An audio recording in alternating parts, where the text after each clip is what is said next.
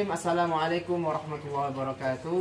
Waalaikumsalam warahmatullahi wabarakatuh. Baik sahabat Ar-Rayyan Al-Qasimi yang insya Allah dimulakan Allah Subhanahu Wa Taala. Pada kesempatan yang spesial ini ya, kita akan berbagi ilmu dan kita sudah mendatangkan seorang yang sudah berkecimpung tentang apa yang kita akan sampaikan, yaitu tentang bagaimana mengelola pertanian ya. Siapakah beliau ya? Beliau nanti akan kita sapa, dan kita saat ini berada di gedung Al-Qasimi Center ya, tempat dimana kantor pusat Al-Qasimi Center atau di kediamannya Ustadz Abu Huri Al-Qasimi Al-Hafidh. Baik, yang di samping saya ini ya, nanti beliau akan perkenalan sendiri. Beliau itu siapa, kemudian apa ini di kesehariannya itu ngapain, dan kemudian ilmu-ilmu apa yang bisa disampaikan kepada para wali santri dan juga kaum muslimin semuanya. Baik, assalamualaikum warahmatullahi wabarakatuh, Pak. Waalaikumsalam warahmatullahi. Ya, sehat Pak ya? Alhamdulillah.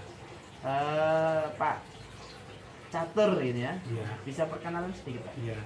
Bismillahirrahmanirrahim. Assalamualaikum warahmatullahi wabarakatuh. Waalaikumsalam. Alhamdulillah. Alhamdulillahirrahmanirrahim. Pada kesempatan pagi agak siang ini kita diketemukan kembali, walaupun dalam keadaan bahagia atau apa, tetap kita bersyukur.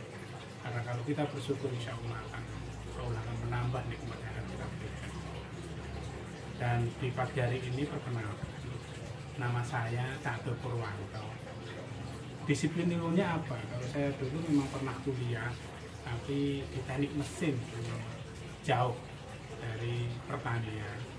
Pernah ikut kontraktor, pernah ikut perusahaan farmasi, dan akhirnya saya berkecimpung di pertanian. Dan pada terakhir-akhir ini saya berkecimpung di pertanian organik. Kenapa harus pertanian organik? Itu tadi memang permasalahan petani itu seluruh Indonesia itu sama. Pada prinsipnya satu, harga pupuk mahal, itu tidak bisa dipungkiri. Dua, harga pestisida pun juga sangat mahal dan terus naik, tidak akan ada turunnya. Dan yang ketiga, setelah panen, petani itu sendiri tidak bisa menentukan harga gabah. Itu semua dikuasai oleh tengkulak, kalau orang bilang itu dikuasai oleh kapitalis, sehingga kita tidak bisa bergerak apa-apa. Maka izinkan saya di sini, Prof. Hari, maaf sebelumnya, izinkan saya untuk sedikit memaparkan tentang keberadaan saya ikut bengkel bumi. Walaupun ilmu yang saya dapat belum begitu banyak, insya Allah nanti bisa bermanfaat bagi seluruh petani yang mendengarkan pada hari ini. Kenapa saya bergerak di bidang organik? Organik gitu Pak ya? Iya. Ya. Tapi sebelumnya Pak Catur ini di posisi di desa apa ini? Saya sebagai ketua kelompok tani makmur desa Sekaran, kecamatan Wonosari. Ada kegiatan-kegiatan spesial itu? Kalau di kelompok tani sendiri itu memang kondisi kelompok tani sekarang seperti itu, juga ada pun ya tidak pun juga ada agak stagnan. Iya. Tapi yang paling banyak kegiatan saya itu justru ikutnya di bengkel bumi. Apa itu Pak? Seperti kemarin ada pameran di Sukarjo, di Kecamatan Jata, didatangi langsung sama Bupati Sukarjo. Alhamdulillah respon beliau itu sangat baik. Dengan adanya bengkel bumi itu nanti akan minimal bisa menjawab keterlangkaan pupuk, sehingga nanti akan tercapai swasembada pupuk dan swasembada pangan dengan pangan-pangan yang sehat. Baik, bengkel bumi Pak ya? Iya. Bengkel bumi ya. Apa itu bengkel bumi? Nah itu nanti saja. Yang kita akan bahas sekarang adalah tadi Pak Catur mengatakan kenapa kita harus menjadi petani organik? Iya. Ya, monggo Pak Catur. Iya, kenapa kita harus menjadi petani organik? Terus terang, sebelum saya masuk ke petani organik dulu, saya satu patok itu minimal pupuk kimia itu 2,5 kintal itu luasan 2000 meter. ya. Dan banyak sekali pestisida yang saya pakai, dari mulai pembasmian hama, pembasmian semua pakai pestisida, sehingga lahan kita itu sebenarnya itu rusak, bukan menjadi baik tapi menjadi rusak. Maka mau tidak mau tanam-tanam berikutnya kita harus selalu memakai pupuk yang begitu banyak terus, sehingga apa? Sehingga kita nanti akan menyediakan makanan untuk anak-anak kita, untuk generasi kita itu makanan yang full dengan kimia.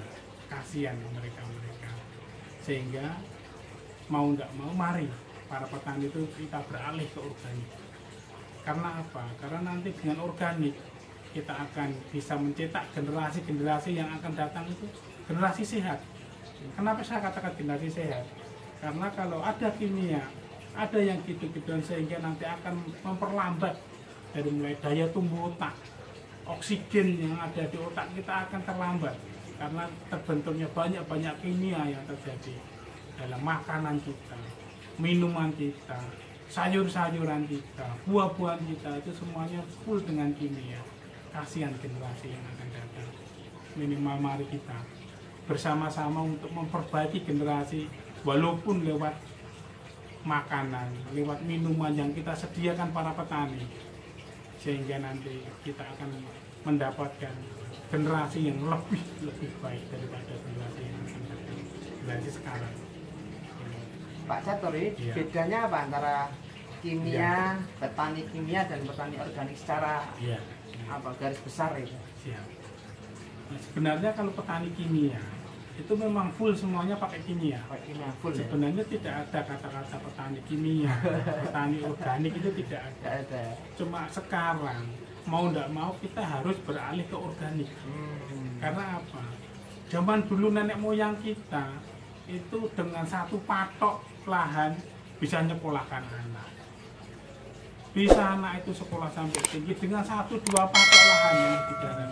Sekarang ada petani yang garap itu lebih dari 8 patok. Apakah mereka kaya? Tidak. Karena apa? Uang hasil pertanian dikembalikan di sawah lagi itu minus. Makanya kenapa kita harus beralih ke organik? Pertama, kita akan menghasilkan pangan yang sehat, sayur yang sehat, tumbuhan hewan yang sehat, daging yang sehat, dan nanti yang pastinya kita akan lebih ekonomis. Dan insya Allah nanti kita kalau kita mau berjamaah, kita bisa contohkan nanti di pondok-pondok kita masukin barang-barang organik, makanan-makanan organik, walaupun dalam tanda kutip itu memang agak lebih mahal dikit, tapi yang insya Allah nanti untuk generasi yang akan datang itu akan lebih baik. Food pack yang akan dihasilkan itu akan insya Allah lebih maksimal daripada kita selalu tergantung pada kimia terus. Ya, kalau dilihat dari hasilnya ya, Iya. Pak Catur. Tadi yang kimia, maksudnya bahan-bahan yang dipakai kimia, Pak ya. Iya. Jadi seluruhnya itu kebanyakan kimia, nggak pupuk-pupuknya. Iya. Kemudian ya biasanya yang kimia pupuk, Pak ya. Pupuk, pestisida itu kimia semuanya. Itu full kimia. Jadi Full wah, kimia. Dari adanya awal? iya, full kimia terus. Pakai obat suket kimia, semua kimia. Jadi tanaman itu dicekoki dengan kimia, sehingga lahirnya nanti padi pun ya padi kimia. Di situ full dengan kimia. Mau panen kita semprot kimia dulu baru kita panen. Di situ kan nanti diuli-uli itu semua kimia yang Iya, didapatkan kan gitu. Kalau dilihat dari hasilnya, Pak, hasilnya itu banyak mana ya? Kalau masalah hasil itu relatif. Pada prinsipnya kalau kita menggunakan organik itu minimal kita harus benahi dulu segi dari tanah kita. Saya pribadi menggunakan organik itu panen pertama itu tidak maksimal. Karena apa? Mau tidak mau, dan itu pun satu patok saya pertama kali menggunakan organik 2000 meter itu saya pakai urea full 25 kilo. Itu Urea rabuk pupuk untuk organik. enggak, pertama kali saya pakai organik. Saya tidak melepas langsung organik. Iya, iya. Tapi saya beri dasaran dulu urea 25 kilo untuk apa? Untuk mencapai anakan dulu, anakan dari padi itu supaya tumbuh. Dan setelah itu full kita pakai organik, tidak pakai kimia lagi. Sehingga apa? Dari organik yang kita semprotkan itu, dari mulai klaper, dari mulai walang itu tidak berani dekat. Tapi tanaman-tanaman untuk pemakan pemangsa beliau itu berani, seperti laba-laba itu banyak di daerah saya, di mana di tanah persawahan saya. Padahal itu adalah hewan-hewan yang dibutuhkan petani untuk melawan serangga yang ada di pertanian. Dan itu mau tidak mau harus kita serunding dulu. Kalau enggak, nanti kita hasilnya tidak sangat-sangat memuaskan. Tapi kalau dengan cuma pupuk kimia 25 kilo, insya Allah kita tidak kalah. Tidak kalah ya. Dan setelah nanti keduanya, saya pakai cuma 10 kilo. Satu patok cuma 10 kilo. Bagaimana penyebarannya? Kalau penyebarannya tidak bisa pakai semprot. Semprotkan 10 kilo, satu patok selesai. Dan yang kemarin terakhir, saya cuma memakai 5 kilo. Itu alhamdulillah. 5 kilo aja ya? Iya. Masya Allah. Dan setelah itu kita tidak pakai kimia sama sekali. Ya. Alhamdulillah.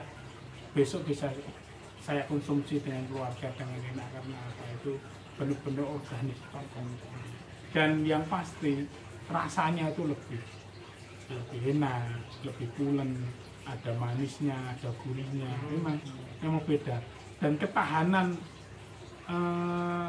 nasi itu lebih lama. Di masa itu 2 hari tidak busuk. Itulah organik yang kita hasilkan. Makanya kenapa kita harus beralih ke organik, perlu mindset itu kita berubah dulu. Karena organik itu lama tidak. Karena yang dihasilkan di benda bumi itu bukan pupuk, tapi nutrisi siap saji untuk tanaman maupun hewan. Dan hewan, saya demplot sama teman saya, pernah dengan lihat di sana itu lele 6.000 ekor besok mau dibudalkan. Itu selama 2 bulan, berat rata-rata itu sekilo isi 9. Itu seharusnya 6.000 ekor itu kalau tanpa GST asam amino itu bisa menghabiskan 18 sak. Ya, baik Pak Catur. Kaum muslimin, luar biasa sekali ilmu yang kita dapat. Dan ini tadi adalah baru pemanasan tentang bagaimana pupuk organik itu bisa dipakai dan bagaimana seperti hasilnya. Kemudian berikutnya jangan lewatkan, insya Allah kita akan tampilkan lagi besok ya. Setiap nanti kita akan sampaikan di video berikutnya bagaimana cara memulainya, memulai untuk menggunakan organik dalam pertanian kita.